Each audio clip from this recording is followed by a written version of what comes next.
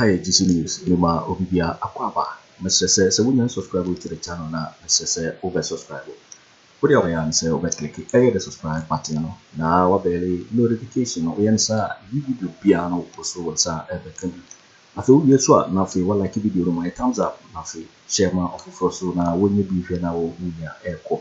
It's answer how the latest and what is one I'm the Bremo. Afriyie and Sammy Agyapong so Napo Sammy and Sammy Kennedy Agyapong Akufo-Addo Osadefo Dr. Kwame Nkrumah and Abetuga. Now what I say Nkrumah was a great person. Now you hear your story the first assembly more about Abetuga and for Epina Senior Basa. You share a year story no. I say you can hang me, I will still stand by Nkrumah's legacy. What Kennedy Agyapong said about Osadefo. We need some of your Kennedy Agyapong. Some of the more program for months on the minute already. Nkrumah, the Padia with Jamai, and more by a you hear details of the story. Say in an interview with talk show host KSM, February 2024, Kennedy Agyapong, the member of Parliament for Access Central, praised the late Dr. Kwame Nkrumah, Ghana's first president. Let us say, on the KSM. Dr. Kwame but during the interview, KSM asked Agyapong, is it a case that since independent we haven't had good leaders, selfless leaders? In response, Kennedy expressed his admiration for Nkrumah's ideologies and leadership. Now, KSM decided Kennedy Agyapong said, free Nkrumah time, this is net. I say from independent, this is I can need Papa Bia, I can be Papa Bia. And that Kennedy able say, or no dear, or Kwame Nkrumah or any ideas, ni the choir of Aswa, or Yen Kennedy. You are watching Juicy News on YouTube. Hot news all time. Although I'm UP, read my lips. Yes, Kennedy Agyapong. Yeah, I also read my lips. I say, what the Kwame Nkrumah, you can say it until the next day. I believe in Nkrumah. To say what the Nkrumah, papa. What was say, Agyapong continue to explore Nkrumah's contribution to Ghana, highlighting his forward-thinking vision and the lasting impact of his initiative. You can see they did a lot of propaganda. And looking at Ghanaians' behavior today, we needed Nkrumah at that time. We Ghana for Suban CC and Sabre to say, yeah, Nkrumah, you can hang me, let me say, and I'll still stand by what I'm saying. Akoto textiles. Everything that Nkrumah did for this country, he was over 200 years ahead of his peers or time. That is Nkrumah no division or and I Kennedy Agyapong say 200 years in for no than 200 years acknowledging potential criticism from his political base. He added, I know where the criticism will come from, but that is me. I am not a young man anymore. I have done my analysis and my studies. He is a great man, he concluded.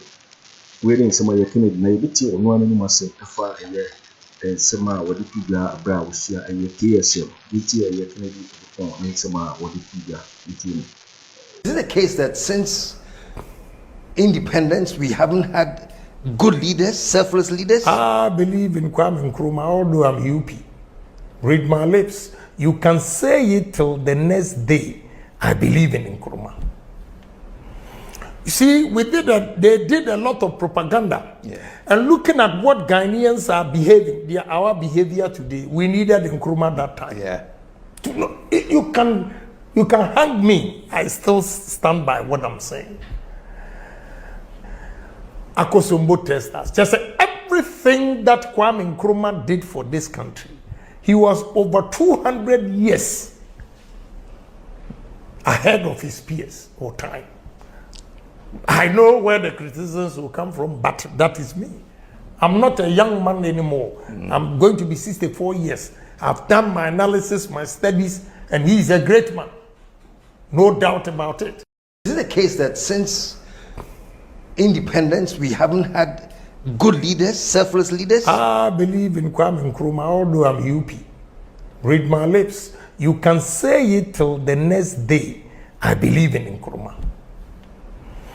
You see, they did a lot of propaganda. Yeah. And looking at what Ghanaians are behaving, our behavior today, we needed Nkrumah. You are watching Juicy News on YouTube. Hot news all time. You time. can hang me. I still stand by what I'm saying. Akosombo testers. Just everything that Kwame Nkrumah did for this country, he was over 200 years ahead of his peers or time. I know where the criticisms will come from, but that is me. I'm not a young man anymore. I'm going to be 64 years. I've done my analysis, my studies, and he is a great man. No doubt about it. Kennedy Agyapong Agyapong. Chobai.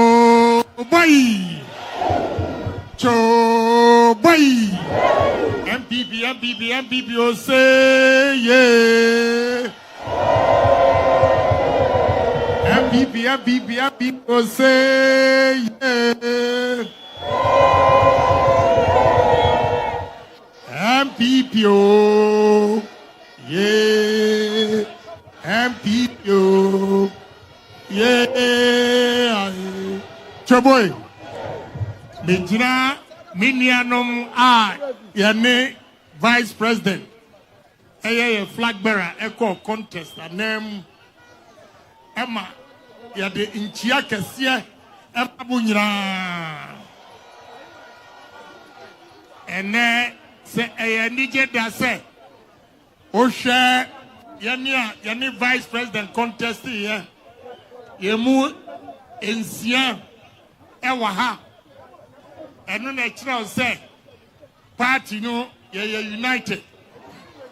Na empayfo bu baby or say sakramasi won panidom pe a na nkyere se agiramoa mefanko. You see the difference, we say I am born to lead where you are born to fall. Entiana uhumi nianom empayfo ne emrantia meche wo mu no a ye nyina no ye united.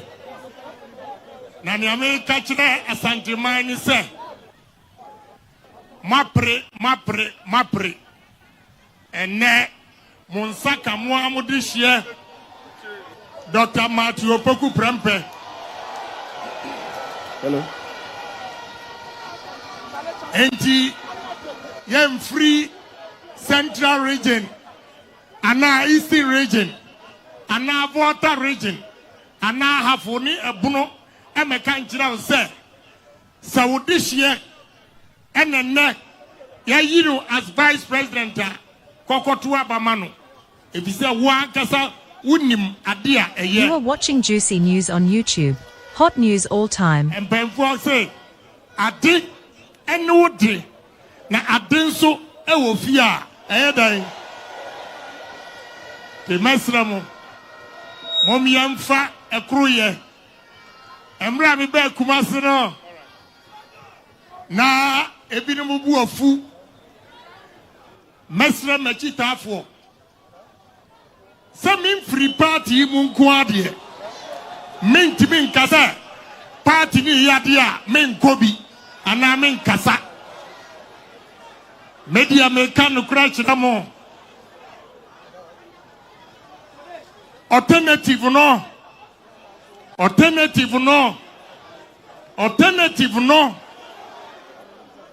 enyade a ebabua me no mienu anasi amadachi ti mesramo mumma ekroye emra yentem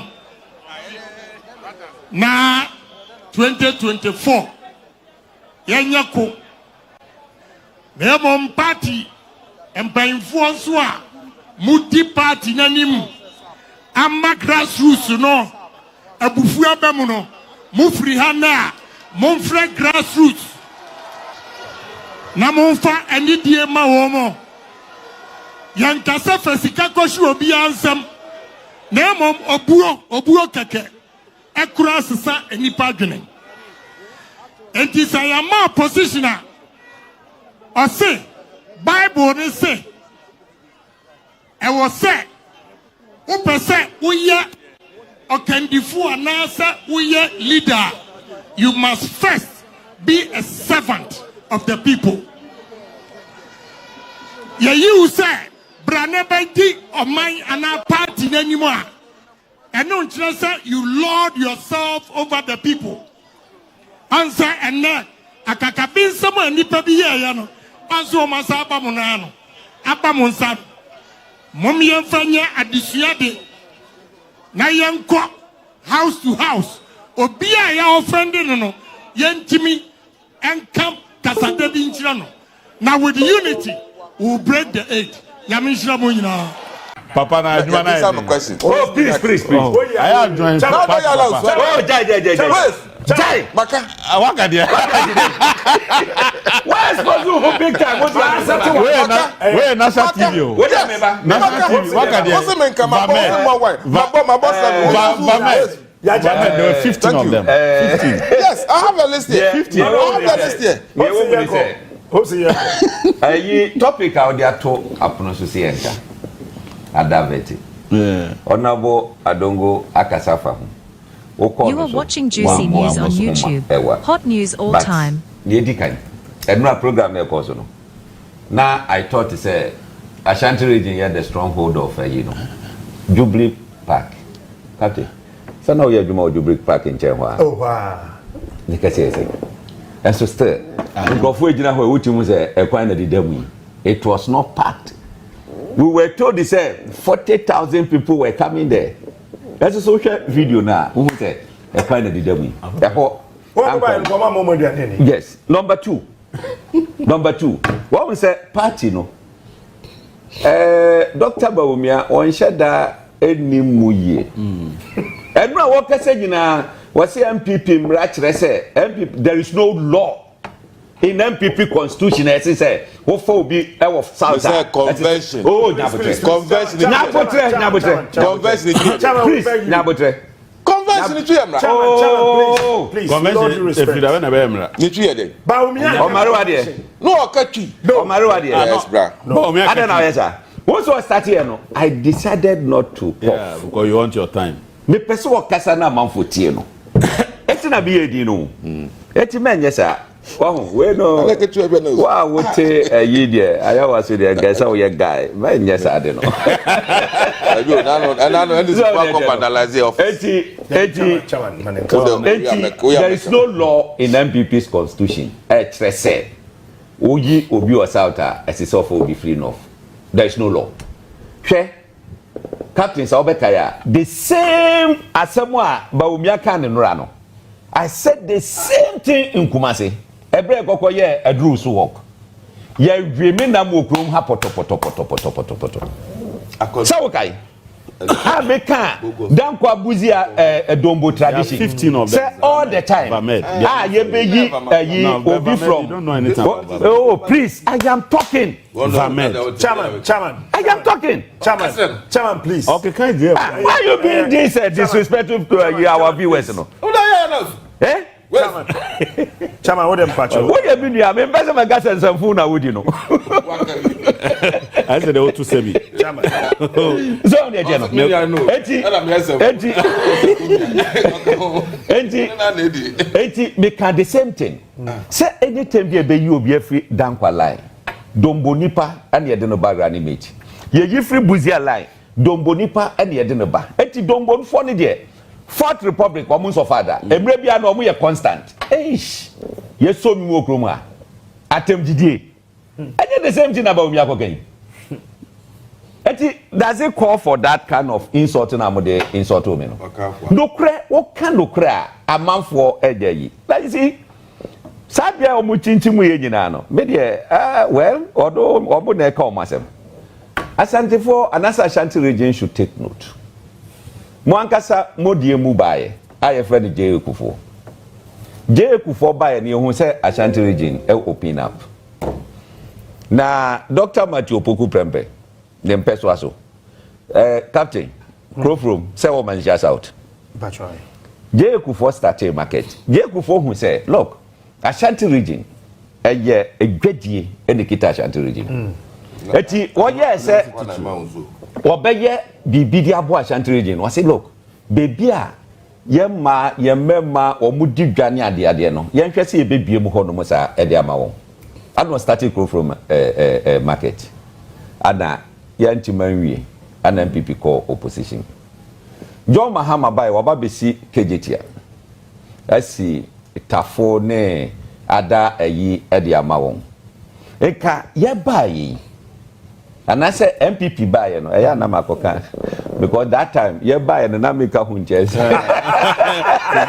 you back come well now me gafe ho is that our African nyabotre eti nanka ye hwese at least MPP government ebetima honor J.A. Akufo by completing that single mass market na aka wo honom nanka me hwese the MP for the area Dr. Matthew Poku Prempe ebeka say look me manfo ebebia wo motena edigwa enya sika de hwe omoma ene omobusua no esese aban utimi ye mayen wantima anya we nyina the problem oh please chairman let him finish.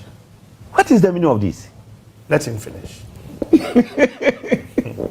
What demand yes I do we na told I so tena say oh na say magaje say Afriyie won be bre papa so dey what man yes I me ma we nyina now we say ya the driver mamo wa Ashanti region ye co primaries eye alanche manten ade ma me free adwoso ne papa free patase Kumasi fi ala ma me se wonim ni din medim ni din ba medim ni papa din Napo ma me friends medim ni ma me din okay come mare wa de te wonim ni ma me din you see ya dey no ba no amount for say what mo dey 30 seconds wonim running mate ni ma me din and I know mo ti ha no mo say Napo ofri salary David ni ma me free here Liberia ne ma me your friend say David obi ankasa obi eni wa wakasa Napo ma me your friend say by force we should know somebody mu na there we should know ana woni na there papa your friend ya me ikura menka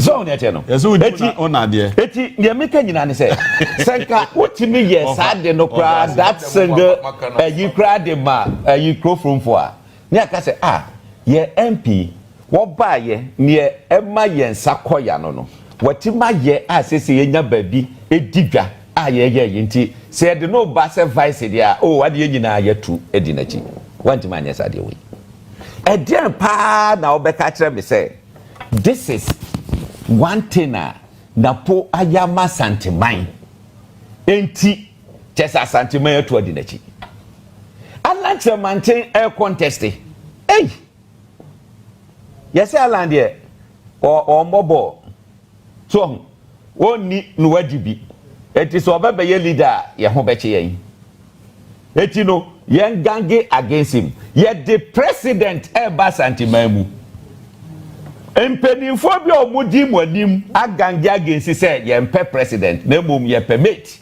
driver's mate hwe Dr. Bawumia me ati ase say wo kasa wo monfa wo ye bibia wo monfa edura president Akufo-Addo agino to why you no to nra wo sit Bawumia timi bo na adwene kire no ana manje the speech no kofo no ye bo mu dia na what say chairman oh sia what say we excellent or born adwene kire no what the bibia hye ni sa ono na eye what tie asem na work ado ma dai oh please ne pa cha onya botre baby and a hot 1 minute a hot room gonna over chairman cathedral Bawumia sir cathedral kabamia edekoye and also be asha sir what did that ono well propaganda manager propaganda president gasa no ante momo president speech na bia me dey send cement na koyo ana block me can dey be ko ye o si bibia me dey send for ye excellent wo ye excellent ana me wa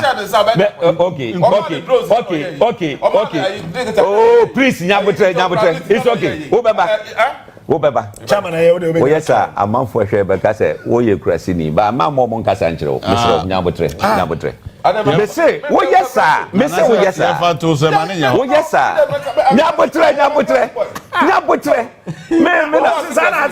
me na me free po bi aje me bra me guys o me ye guys o nyabotre eti sansem we nyina akoso me say say you can say captain president speech and rano mo bofa mo anke be me de because What say? Bibia what the share is a excellent guy or ba na wabi okra na se bi or born adwene kire no. Look. Yo, for waiting and some of your Kennedy Agyapong edited that Afriyie Nkrumah or cancel degree was it Father was a great person or in several dollar right in Afriyie and Nkrumah. Because Jubilee so and our no so we now subscribe ya Mr. over subscribe no like it not fee or share video no share my offer so now we can be now work also get me actually what in Afriyie and so we now will comment box in my next video. Thanks for watching. Like and share the video. You can also drop your comment. Please don't forget to subscribe. Click on the bell to turn on the notification.